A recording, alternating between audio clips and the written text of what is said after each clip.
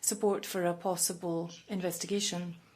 Now, I don't want to preempt what action will be taken going forward. So the top and first priority for the European now is to get together with the Ministers for Foreign Affairs of the Member States of the European Union to have a discussion as to how we can contribute to resolving this most recent escalation. That's the priority. After that, we can discuss and look at the availability and willingness of Member States to also discuss other forms of action, such as, for example, that inquiry or other forms of action for that matter. But the priority now is to hold that discussion involving the Member States' ministers in order to look into the willingness, the opinion, different opinions of the Member States of the European Union as to how we can proceed in this situation, focusing our initial attention on the priority matter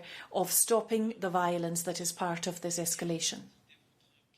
Coming to the first part of what was quite a lengthy question, allow me to quote in English two pieces of information which I think are particularly important by way of response to what you were saying.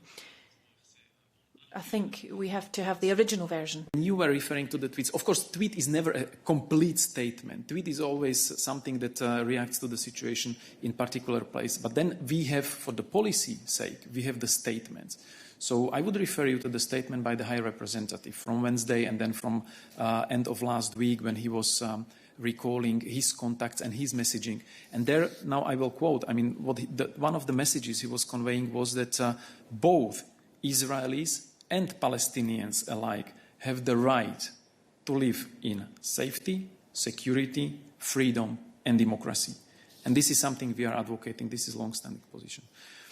On the other part of your question, when you were saying that we are defending the right of Israel to defend itself and not defending the rights of Palestinians to protect themselves, well, actually the latest statement in the follow-up to Hamas starting to fire indiscriminately barrages of rockets against civilian targets in Israel. So Hamas starting to fire indiscriminately rockets against civilian areas in Israel. In the follow-up to this or in reaction to this, the statements have been issued not only by us but by majority of the international community, which rejected this act. This is a terrorist act. You are targeting deliberately civilian population. This is unacceptable. But again, with the same breath, when we were condemning the firing of rockets, and now I'm quoting from EU statement at the UN Security Council session, the EU strongly condemns the indiscriminate firing of rockets into Israel by Hamas and other militant groups from Gaza, directly harming civilians. But while recognizing Israel's legitimate right to defend itself against any such attacks, the European Union underlines that the Israeli military operation must be proportionate and in line with international humanitarian law. Now, I hope that these two quotes from the High Representative and also from the Security Council of the United Nations demonstrate to you that we absolutely take seriously the concerns of the Palestinians as well. And I think that you have to look at those declarations that have been made over recent days within the context of the action taken by Hamas. We also made declarations talking about the action taken by the Israeli authorities at the start of the week when we saw those developments on the West Bank.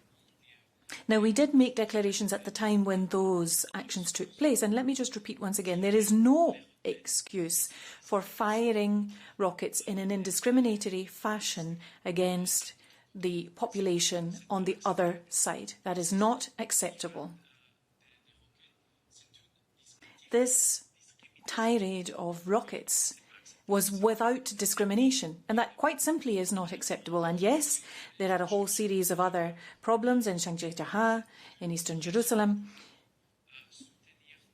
and we feel there is reason enough here to support all of the efforts that are undertaken in order to renew the negotiations.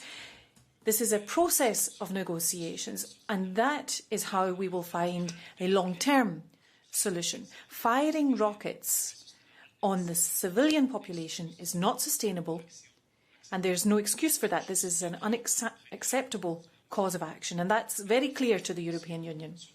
And we are also aware of all of the other problems that exist, which we will react to in a very firm manner, time and again. But let me just repeat that we are calling upon all of those who are responsible in Israel, in Palestine, in the international community to renew the negotiations, because negotiation is the only way in which we will come up with a solution to all of these problems and also the causes that lie behind these problems. Thank you, Peter.